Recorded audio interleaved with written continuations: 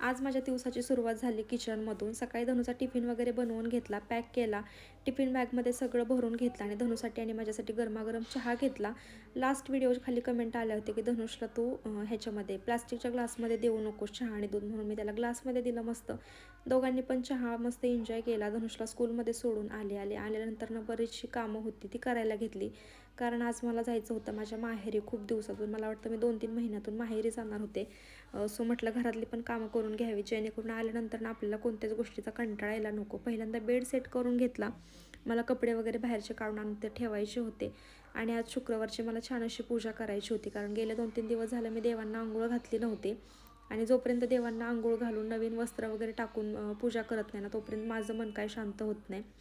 पूजा आवरली, धनुषला स्कूलमधून घेऊन आले आणि नंतरनं चेंज वगैरे करून घेतलं आणि मग केसांना तेल लावून घेतलं, कारण मला हेअर वॉश करायचा होता. सकाळी खूप घाई गडबड असते, त्याच्यामध्ये नाही जमत केसांना हेअर ऑईल करून मग वॉश करायला, म्हणून मी दुपारी वॉश करणार होते. आणि कुठं बाहेर वगैरे जायचं असेल, कुठं कार्यक्रम असेल तरच मी हाताने नेलपेंट लावते. मग आज छान असं नेलपेंट लावून घेतलं. दुपारी हे ऑफिसवरून आले, कसं तरी कन्व्हिन्स करून बोलवलं होतं त्यांना. मग बॅग भरून घेतली आणि मग जायचं आमचं फायनल झालं. धनुचं पण छान असं आवरलं. आणि बाहेर कुठं जायचं म्हटलं की मी पहिलं देवांचं दर्शन घेते, त्याच्याशिवाय मी घरातून बाहेर पडत नाही. तर असा होता माझा आजचा दिवस. भेटूयात उद्या, तोपर्यंत स्वतःची काळजी घ्या आणि बाय बाय.